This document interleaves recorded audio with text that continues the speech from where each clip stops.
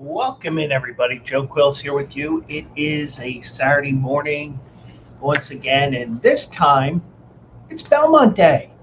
We got a second year at Saratoga. That's why we played that song, because the Kentucky Derby is mentioned in Dead Flowers by the Rolling Stones. Carly Simon mentions Saratoga in the song You're So Vain. And for the record, for the people that know me, the song is not written about me because I was not born when that came out in 1970. At least I think it was 1970. But you can tell it's going to be that type of a show here today. So the plan is today, we're going to look at three races today. We're going to look at races 11 and 12. We're going to look at the Woody Stephens, which is a race going 7 furlongs for 3-year-olds. Some Kentucky Derby names you'll recognize in that race as well. Some horses that were on the Kentucky Derby Trail, and some names where you're going to say, "Who is that?" So we'll get into that, and we'll also look at the Manhattan Stakes, where they're going to be running on a yielding turf. You have that is race 12 on the card. There is, just looking over here, because I was looking at the early races here. There's one scratch in the Woody Stephens. We'll get to that when we get a chance. We have one scratch in the Manhattan Stakes, so we'll go through that as well here. So right now, if you were watching the races yesterday, about 3 o'clock, I guess, the skies just opened up. And we went from fast and firm to sloppy and yielding. And it did stop for a little bit last night. I was checking my handy dandy weather app here. And yes, I do have Saratoga Springs set up on the phone. And it is currently 65 degrees, and it is raining right now. It will be raining for a few more hours. This handy dandy weather app says approximately 3 o'clock it'll stop raining, and the sun will actually come out for the Belmont, but we're probably looking at the very best, maybe a muddy track. So might want to look at the horses that have run on those races on the off tracks, and but then again, with a sloppy sealed track like this, it does, in some ways it does take some of that out of there. So, but we're going to look at those three races today. I thought as a fun little thing that we'll do today, since the first race at Saratoga goes off at 10:45, I thought around 10:30 or so, we'll look at race 1. We did it with the Derby. No, we did it with the Preakness. I think it was the Preakness 3 weeks ago. We did really well on that, note sarcasm. So we'll see if we can look at that. I think where I'm going to go with this, you're going to say, "Joe, why are you doing that?" There is a reason behind everything that I do, even if it blows up miraculously in my face. So we'll do that. We'll look at the first race about 10:30. We'll look at some of those other races. We'll close out with the Belmont, because I'm going to make you wait for it. You think I'm going to give you my Belmont pick at 10:05 in the morning? No. I'm going to make you wait for it. I'm going to make you want it, need it. Kind of like in A Few Good Men. You want me on that wall. You need me on that wall. Well, in this case, you want my Belmont pick. You need my Belmont pick. So, it's going to be one hell of a day today with me working after this. So we're going to have some fun here. We're going to make some picks here. Hopefully, we can get some winners here. I do have to mention something I posted on my Twitter account yesterday or last night. So I'm watching the races while I'm working. And there was one race which it was the final race of the day, the 14th, and I have been horrible this week. And it's not just Belmont, it's Saratoga this week. It's just in general. And the one thing I will tell you guys is you have those moments where, like a couple of weeks ago, I'm pulling 10 to 12 to 1 shots out of my rear end and they're winning. And those days happen. And then you get days like yesterday where I can't even get a heavy favorite home. So I'm watching the final race. And I had FS2, FS8 Ocho, whatever channel was on. And by the way, all the races are on Fox today. So I'm sitting there. I'm like, what do I do here? So I'm just sitting there just for laughs. And Chris Griffin, who's the track announcer at Aqueduct, former track announcer at Parks, I think he still does some things with Parks, like behind the scenes, but he's mainly track announcer at Aqueduct. He mentioned the horse hit the post. Now, he made a basketball reference instead of a hockey reference. And I've gotten away from this in the last 5-10 years or so, where you don't necessarily play the name. Well, since it was a blind pick and I had no luck yesterday. Matter of fact, I think I did have one winner. So it was one more winner than I had previous days. So I'm sitting there and I'm like, that's more of it's either in the DJ parlance where you finish what you're saying just as the song begins to play, or with last night being game 2 of the Stanley Cup final, I can hear all the great hockey announcers, Gary Thorne, Gene Hart, enter your favorite hockey play-by-play, Mike Gamrick. You know, if I'm missing your favorite hockey announcer, so be it. Hit the Post was running. Chris Griffin made a mention about the name, and he was talking more about basketball than hockey, but, it led me to play Hit the Post. So we ended up with this gem from yours truly. And let's go here. I can't handicap for... Oh, wait a second. We lost the screen there. Hold on.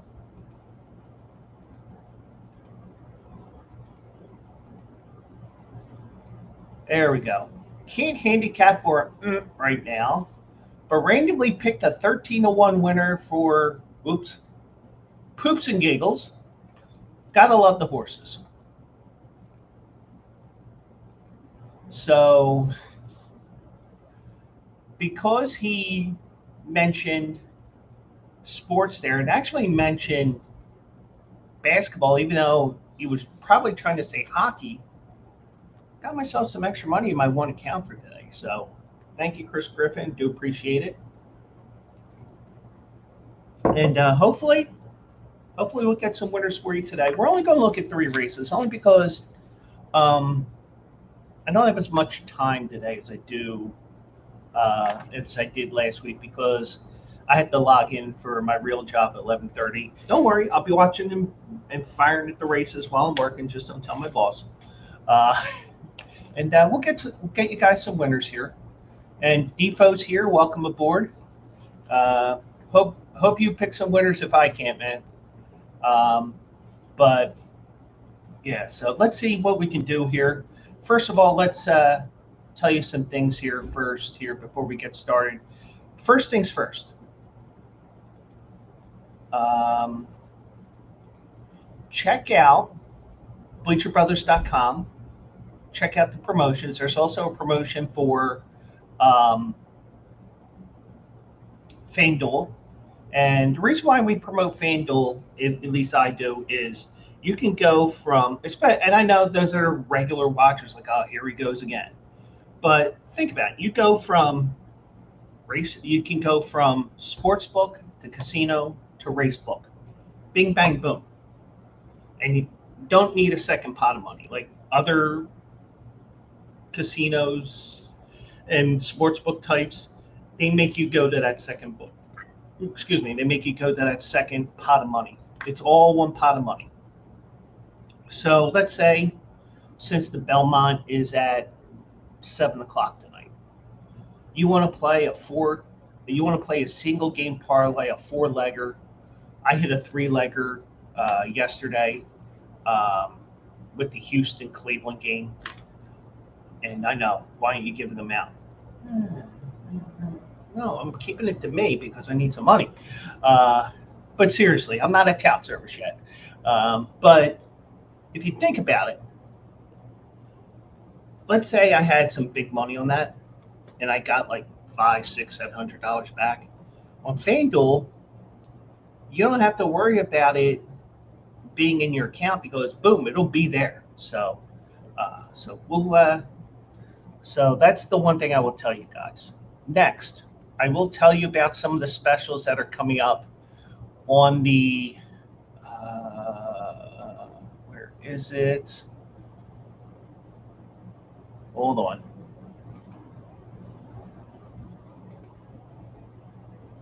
There it is. There we go. So first thing I do want to tell you, there is a no sweat bet today on the Belmont Stakes. I do not see the bonus on there. So for the Preakness, it was $5. It may be 10. I've seen it as high as 20. The one thing I will say is just log into it. You'll probably see the amount on there. We'll log in here in a second. The reason why I didn't log in is if you have not used the FanDuel Racing page, you get a no sweat bet up to $500. And even though I will tell you that you have, keep an eye on tracks, and also I tell you bet within your means, blah, blah, blah, blah. Today's a great day to use that $500 bet, especially if it's your first bet on the Belmont or any of the races at Saratoga today, because think about it. There's so much money in the pools today. You're not going to totally push the pools where you make a 20-1 shot into a 1-5 shot at some harness track you never heard of before. You got to know what track you're going to as well. So Belmont at Saratoga will be a great option to use that later today. So I did want to do that. So let's go back over here. I will log in. Okay, it is a $10 no sweat bet. So it's very easy. All you got to do, you'll have an opt-in here. You opt in and you're ready to go. I am ready to go. I already did it last night, or I did it earlier this week. There's also money back specials today on races 7, 9, 11, and 12. We're going to be looking at races 11 and 12, so we will look at those. So we will take a look at those two races. The Woody Stevens and the Manhattan are 11 and 12. So, and they're both more than 8 horses. So if your horse finishes second or third, you'll get your up to $10 back on those races. So, and then they have the additional promotions with different tracks here. Got to play that pick four to Assiniboia Downs because my Tuesday races lately have been Assiniboia Downs on the racing app. All right, let me do this here. Hold on. There we go. So you can tell that this is a highly professional show because sometimes you do stupid stuff like this. So there's the promotions there. The Belmont Stakes $10 back racing bonus. races 7, 9, 11, and 12 today. So that's an option there. The no sweat first bet, $10. You'll have to opt in. This will be yellow if it's not plugged in. You have all the information there as well. So different things there. And I don't have it because I've wagered on this platform way too much, but you'll have an option here for the $500 wager. Matter of fact, let's log out here. Whoops, not depositing. There you go. The no sweat Belmont bet. That's the $10 wager. Your first wager up to $500 first time in. Just click on join now. Boom, you'll be all set. So just to let you guys know about that as well, because hey, if they're giving you free money, take advantage of it. You know my saying. Oops, something went wrong. Okay. But anyways, let's get to the races here. And do want to let you guys know, even with the races I'm not looking at right now,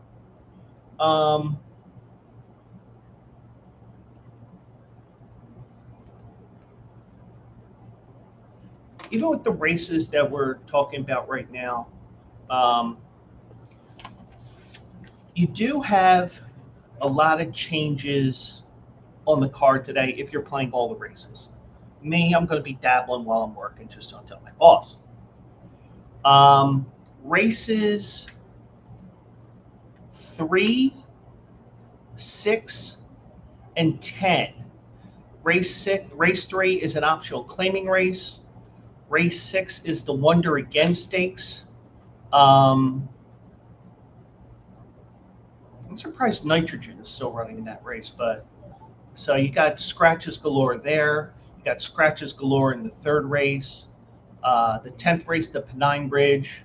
You got 3 horses that are scratched there. Now, race 9, which is the Grade 1 Jaipur, that's remaining on the turf. So they will go 5.5 furlongs on the turf there. The turf is yielding. Nobody has scratched in that field at 10. Race 12, the Manhattan, which is a race that we will look at. There is 1 scratch, but there's still 8 horses in the race.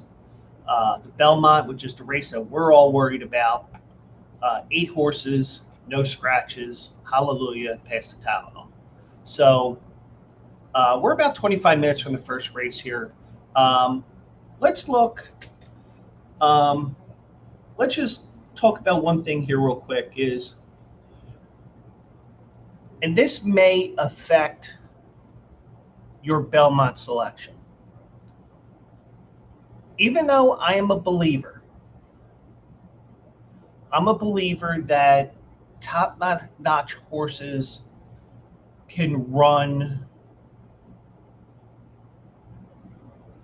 against the speed bias, let's say, you know, the top-notch horses, they will be closing, you know, they'll win like journalism did in the Preakness. You know, you could say, you know, so much for your speed bias. I think that when there's a speed bias and it's front running speed, it's going to be that way most of the day. But every once in a while you get something where you're just like, okay, well, that horse was really good today. It seemed to me, and I wasn't really paying complete attention early on, but once the rains came,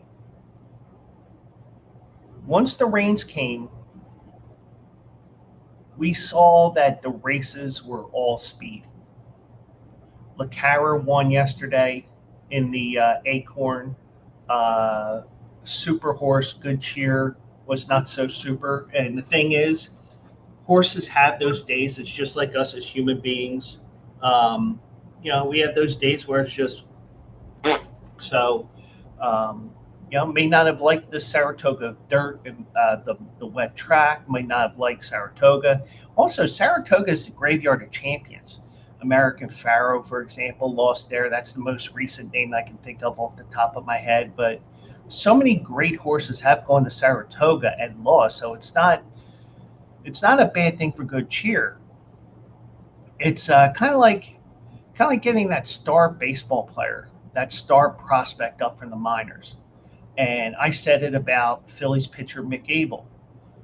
Okay, so now he's back in the minors, and now even when he's back up at the majors, I want to see how he reacts when he has a bad outing. He hasn't had that bad outing yet, but you see what a horse is made of after something like this. So, but we'll see what's going on with everything here, and hopefully Goodyear does bounce back to that, and it happens. So, and it was probably they were thinking, oh, maybe we're going to dodge the bullets here, dodge the raindrops here, and not get any rain. No, it happened. So, but friend of the Bleacher Brothers, Mark Cassidy, congrats on that win with LaCara. Wish it was in the Kentucky Oaks, because I touted the hell out of your horse in that race. Didn't tout the horse yesterday. I get what I deserve. So, but so let's get to our first race here.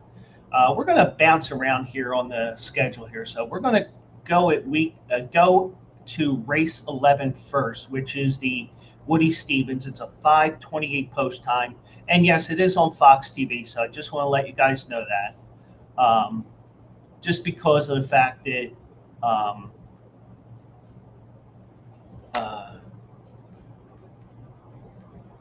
forgive me, I'm trying to set up my TV here.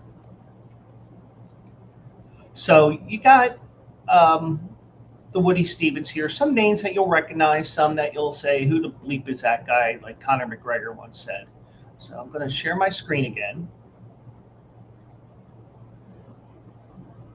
And let's make sure this is all set. There we go. Hold on. It's been doing this last couple of weeks, and I'm making sure I still have it on my screen here. Zoom in on this.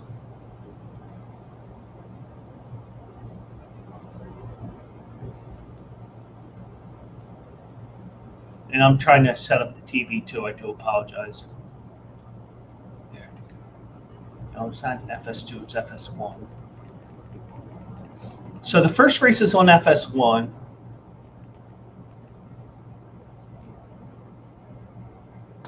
And then they go to FS2 and then to Fox, and they do the hokey pokey and they turn yourself around, because that's what it's all about, right? So, so we have the Woody Stephens here. They are going 7 furlongs on the main track. Colloquial is scratched. That was a horse that I kind of liked, but and like I always do, I always scroll all the way down to the bottom. 10 horses remain. So we'll see what we'll look at this field here. Favored is Chancer McPatrick. First race since the Bluegrass, where he basically didn't show nothing. And Burnham Square, by the way, is running tomorrow. That's going to be our featured race. One didn't show much in the Bluegrass. Maybe they're realizing, maybe this is a one-turn horse. They're trying him at 7 furlongs here, where he has won at Saratoga last year, winning the hopeful and exciting finish over Ferocious. Had an okay race in the Tampa Bay Derby. Owen Almighty was just a monster that day. Gets to train a little bit at Saratoga. It was on the Oklahoma training track there a couple of times. Got to stretch the legs on the main track there. So, so he's going to draw the outside. So he will have an opportunity to close, but we need to see how this track is going to run today, because it turned into a speed favoring track late in the day. But he's not a horse that will be near the front end. Well, he was in the Tampa Bay Derby. It's just that Owen Almighty was a monster that day. So Chancellor McPatrick may, um, he probably is a one-turn horse, a 6 furlong, 7 furlong, one-turn mile, like for example an Aqueduct. He may be that type of a horse. Colloquial is scratched. That was one of my picks.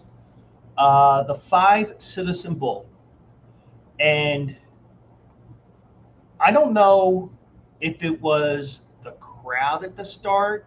I don't know if it was the jockey.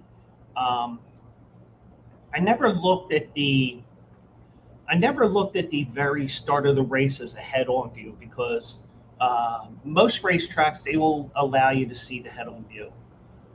I would like to know if it was Garcia, the jockey, who pulled the horse to take out numbers 2, 4, 5, 6, 7, however many horses he took out.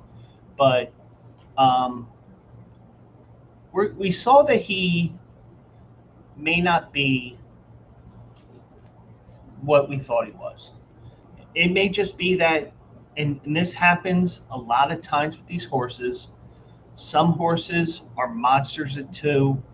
It's just that anything else in life, and we see it when we play Little League baseball and football and all those other sports. Some people mature sooner than others, and hey, but he did have the rail that day. He is a front running horse, and it looks like with the scratch of Colloquial, it looks like he could be the speed of the race. And if that's the case here, because Patch Adams may go for the lead, Macho Music possibly, but Citizen Bull, if he goes for the lead like he did in the Santa Anita Derby, even though he was pressured there, the Robert Lewis there went for the lead. Breeders' Cup Juvenile went for it and won. American Pharaoh, same distance as the Juvenile, went to the lead and won. The maiden race there went to the lead, was right at the hip of the other horse and won. So, you see that this horse wants the lead. And I think, and also one interesting point here that they make here in the closer look part, when he's blinkers off, when Baffert takes blinkers off of a horse, they win 36% of the time. Now, that's not why I'm picking this horse. I'm picking this horse because I think we are going to see horses that go to the front are going to stay up there at the front, and that's going to help Citizen Bull today. And it may be that Macho Music, ooh, yeah, sorry I had to do that. He may go for the lead too, and he has the inside post. So it may be he gets the best. He may have the shortest run to the track, and who knows? But I think that Citizen Bull has, you can question some of the races here, and I think having to face 19 in the Derby actually helps him, even though he didn't show anything. But I'm going to go with Citizen Bull here to win this field, going gate to wire here. I think he does that. And if he's not on the lead, he is right at the hip of Macho Music, and we're going to see Citizen Bull there. We're going 5, 3, 10, and 5, 3, 10 here. 5, 3, 10. Chancellor McPatrick to 10 here. The 7 I had finishing 4th, but he scratched. So 5, 3, 10 here in the Woody Stevens race number 11, excuse me.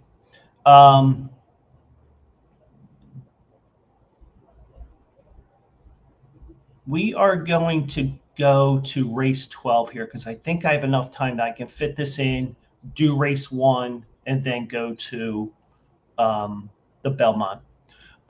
Race number 12. That is the Manhattan Stakes. It stays on the turf. It's a grade 1 race. They're going 1 mile and 3/16. I believe it's 1.25 miles at Belmont, so they had to shorten it up because of the track configuration. They are going a mile and 3/16. Highway Robber is scratched, and there's 8 horses remaining, 9 horses there. Favored is Spirit of St. Louis, and has run well on those off turf tracks. Um, has won on that good track on the Turf Classic day, on Derby day there. It was raining most of the day at Churchill Downs there. Closed well to win that race. Um, a good track at Aqueduct last year. That was a win there. Um, the yielding turf there, the Mohawk won.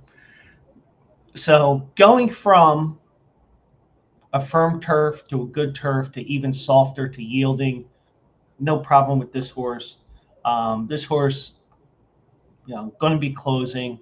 Um, we may see your typical New York race here, where you have nobody going for the lead. Everybody, it turns into a 3 furlong sprint to the finish. Spirit St. Louis is definitely going to be up there. Highway Robber was in that race, but he got scratched. Farbridge was close to the pace in the Man of War. That was 4 weeks ago. They didn't face many horses, only 5 in that race, but took over around the top of the stretch, hand ride to the win. Um, this horse is a multiple Grade 1 stakes winner. Won at Saratoga in the Sword Dancer last year. Won the Turf Classic at Aqueduct in September. You know, and the thing is, with a race like Del Mar, the Breeders' Cup Turf, those races happen.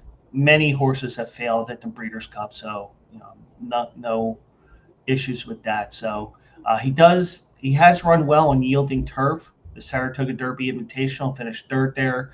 Granted, it's 2 years ago, but hey, you do have something you can look at there. So that is definitely a horse to look at here. Corruption, if the turf is playing this way, Mark Cassie's horse could conceivably go gate to wire here. But I think that this race may turn into your typical New York race where all the horses are going really fast, are going really slow.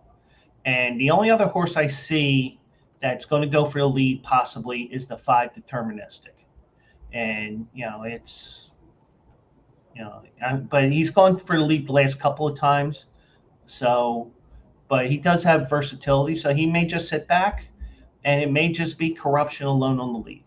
And, and the thing is with the scratches, with the changes of off the turf here for race 3 and race 6, we won't really have a feel for what will the turf be like. So, but one thing that, maybe I think too much out of the box, but sometimes I'm going to go back to me here for a second. Oops, not that one. That one. Sometimes you get the storybook ending. And those that are familiar with the horse racing news over the last couple of weeks, you would know that Christophe Clement, the trainer, passed away 2 weeks ago. And his son Miguel has taken over the training duties for his stable. And he's already won 2 races at Saratoga.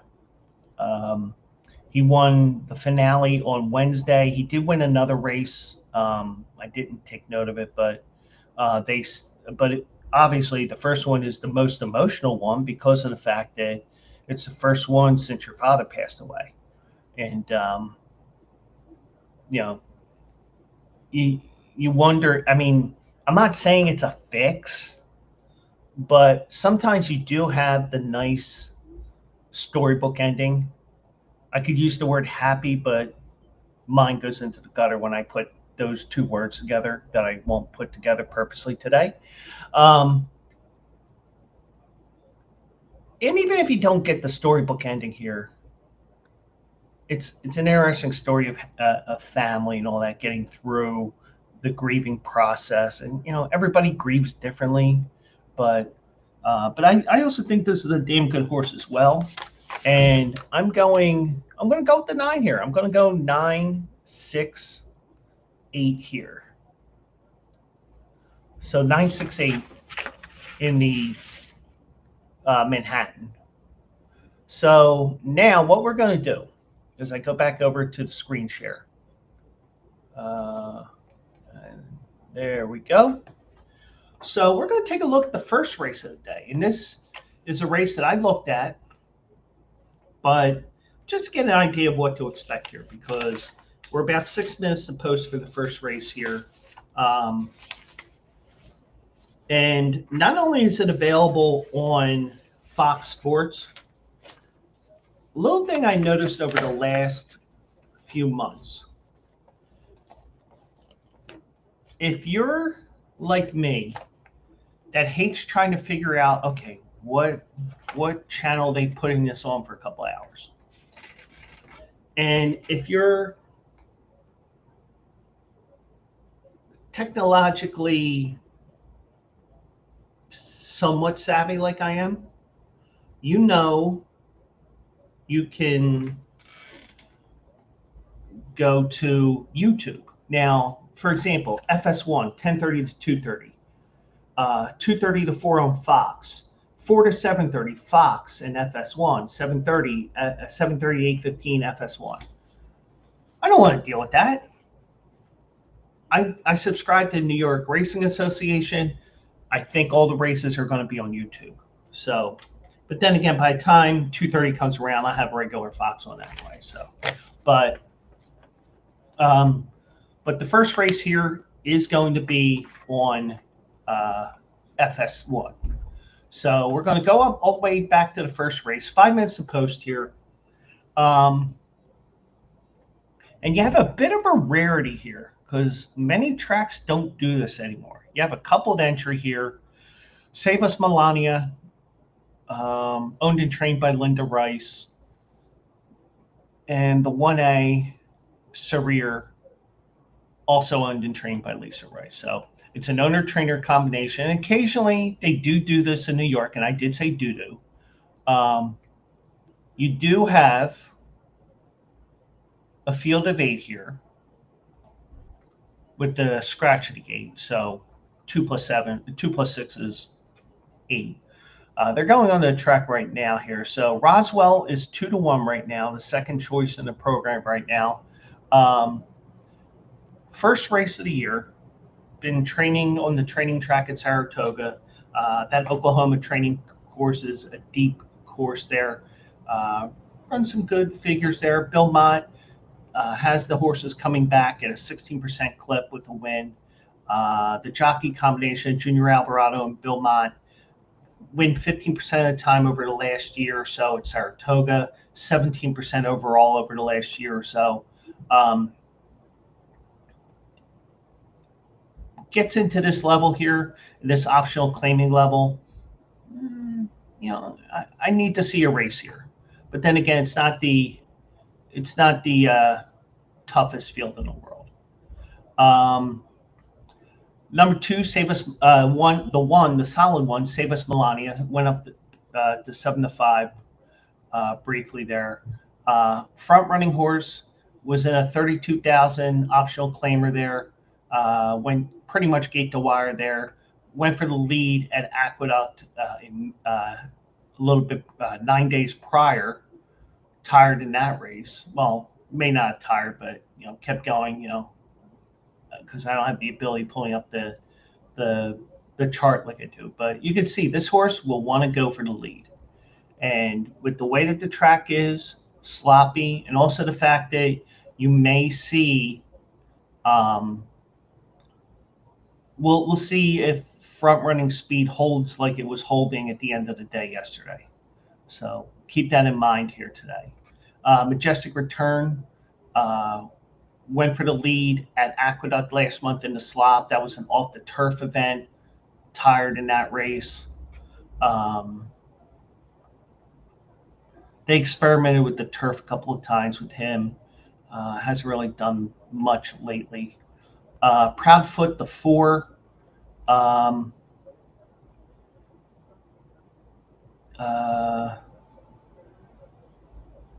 You know, did weaken in that last race there at this level here, in for the 50,000 tag, just like last time. If you see dash N here, it means that they were in this optional claiming race, but they were not in for the tag. If there's no N here, it means they are in for the tag. So, second time with the trainer after it got claimed here. Maybe being in a barn for a little bit longer, maybe get used to the trainer. Some things like that happen from time to time. Maggie's Place, second race off of a layoff, was not in for the tag last time, not in there again, not in for the tag again today. Won in the mud at Aqueduct in February. Does have a good wet track record here. Obviously needed that race, and also 122 and 2 is blazing even in April. So, probably just a race where you just put a line through it, may be worth a play here. The 6, Willow Bend, 17 to 1. Went for the lead and was clear from the 5/16 to the 16th pole. Our Liberty Bell came charging to win that race. Going a mile, shortens up to 6.5 here today. I apologize for that. We'll be closer to the pace, may not necessarily be on the lead. Best impression, we'll go for the lead here. We'll be at the back of the pack here. Hasn't really shown much since that win last year in the mud, but runs well on the mud, on muddy tracks, so keep that in mind as well. Sarir, the 1A, will be close to the pace here. Might get a piece here. Now, here's one thing that I would consider doing. And sometimes you can do it and get away with it, sometimes you don't. But the one thing is, if you like both halves of the entry here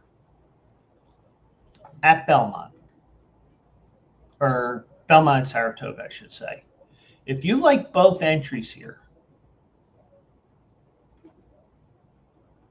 there is a possibility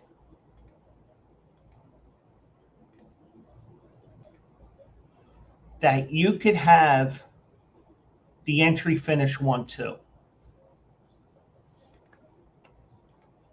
And if that's the case, then guess what? That place wager ends up being a win wager, because if the 1 and the 1A finish 1-2, you're only paying one set of tickets. You're not paying 2 pockets of money back. You're only paying the 1. And sometimes when you have these type of races where you have the horses coming in here, you could conceivably have a horse that pays $5 to win and may pay $5.20 to place. It has happened. So if these horses do finish 1-2, then you could conceivably get more money for a place wager than a win wager. But it may happen that one only hit the board, both don't hit the board, and that's why they call it gambling. But sometimes you can think this way and it works, sometimes it doesn't. Like yesterday when Good Cheer ran, um, I tried to do a reverse bridge jumping where they loaded all this money in the show pool for Good Cheer. I played Blessed the Broken. Here I should have played Lacara. But sometimes the little things that you can see where you can make money in ways that you don't normally see. And this is definitely one way that you can make some money off of this race here. So does it work? We'll see. May not be the case, but you know. So they are loading here for the first race here. Sloppy main track here to start the day here. I think we're going to see at the best muddy for the Belmont this evening. It depends on how soon the rain stops and the sun comes out later this afternoon. But this is what they were forecasting all week up in Saratoga. Okay, so they're all in. They're off.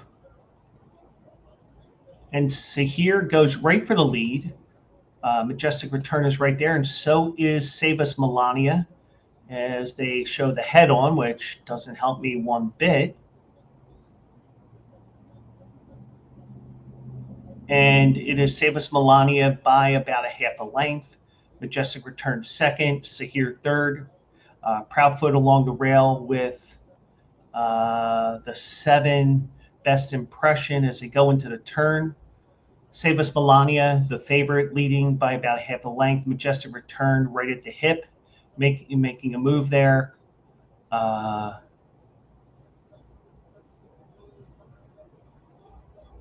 Majestic Return appears to have taken the lead here as they approach the quarter pole.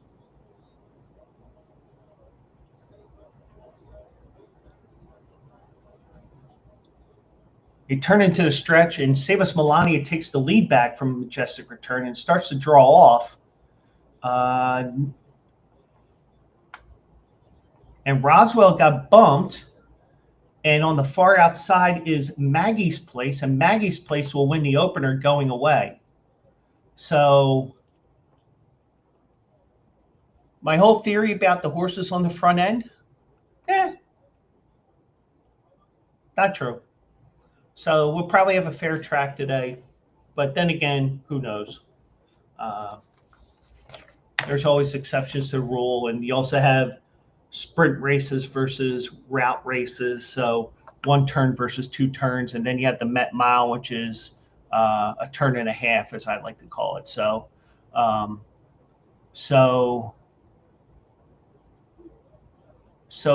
the 3 did bump into the 2, but the 2 recovered. So they'll take a brief look at that and they'll just say, okay, well, we don't need to look at this anymore. The 3 was the cause of all this and blah, blah, blah. So my wager was a loser. My thinking was pretty good, but, so we'll see how the races shake out later today. And hopefully we can get some winners later on. But before we do that, we got to look at the main event. I made you wait long enough. The Belmont Stakes here, they are going 1.25 miles this year once again, because if you did it at 1.5 miles, you would be somewhere on the turn here, which they do not do. The only track I've seen a race start on the turn is 1.25 miles on the turf at Ellis Park recently. Well, last summer I saw it, but anyways, the Belmont. We'll go through each of these horses here. Hill Road is the one, and if these horses run the way that first race was run, where you have, for example, the closers having the ability to close in this race, then you got a great shot with this horse. He is a stone cold closer. He's run well in the dirt since he came to America. The only thing is he's going to be racing on an off track for the first time here. did close to win the Peter Pan 4 weeks ago. Wouldn't be surprised if he were to get close at the end, but I need to see more out of this horse, truthfully. Um, Tampa Bay was a bit of a clunker, but that was the first race in 4 months, 2 months for the Aqueduct race, and then you're coming back a month later. So we'll see what he does here. Sovereignty won the Derby, and then Belmont and the Godolphin connections chose to sit him and not run into Preakness. And this is definitely going to be a topic that will probably be worth mentioning if he wins today. And he won in the slop in the Kentucky Derby. Now, he's going to definitely close. He's shown that ability since he ran that 1 mile race last September. He's going to be fresh. Probably could have ran into Preakness because the way that they were talking, that workout on May 17th at Saratoga, they had to get him onto the track because he needed to get some of that energy out of him. So they had to do that for him. So they have been training him up the last couple of weeks. So definitely going to be a big piece in this race here. And he's also proven he can go the 1.25 miles without any problems. So we'll see what he can do here. If he beats me, he beats me. But the way that this race is, if it's not the top two, you're going to make money. The problem is the top two are so strong options here that maybe you don't. Maybe it's just these two. But anyways, and the good thing is we see the live odds here. So thank you, Daily Racing Form, for doing this. Hill Road right now is 14-1. Sovereignty 7-2. So that's interesting there. Rodriguez, congratulations. You get to run in a Triple Crown race. Had some bad luck here. Had a hoof issue before the Derby. A quarter crack that foiled that plan. It didn't heal enough for the Preakness, but he is a front-running type. Bob Baffert, Mike Smith, they won a Triple Crown together with Justify. I will say this. If he's alone on the lead, he could go gate to wire. Even though we saw that with that first race that, that bias thing was just a thing yesterday. And, but that was a 1-turn race. We have a bunch of 2-turn races coming up on the dirt. So, but if he's on the lead, he might be able to go all the way. Now, granted, Journalism and Baeza, they could be close to him and take over as well. So keep that in mind as well when you're making your final selections before the race goes off at 7 o'clock tonight. The 4 Uncaged, Mike Rapoli said when they announced that this horse was running in the Belmont, we're guaranteed a 7th place finish. You might be guaranteed an 8th place finish because Crudo came in last minute. So you're guaranteed an 8th place finish. Don't know if that pays anything, but because, like, for example, the Kentucky Derby, it's only like the top 4 or 5 to get paid. But he's won from off the pace twice, both on the mud. So you might be looking at that. But I have to pass on that. 19-1 at the moment. Crudo will go for the lead here probably, but I think he's cheap speed. His best figure is an 84, but they have been improving. But you're going against horses that ran 101, 102, 101, 104. Journalism was probably a 105 or 106. We'll get to that in a second. But, he really hasn't faced that much in these races. Now he gets to face some of the big boys. And yeah, he's got Justify as his sire, but I don't think he could actually get. Actually, let me do this. Let me just check one thing here with Justify. Well, Justify does get 19% so far on wet tracks. So, and his offspring, he's got 405 that made it to races. He did win the Derby and the Preakness in the slop. Won that optional race in the mud. So,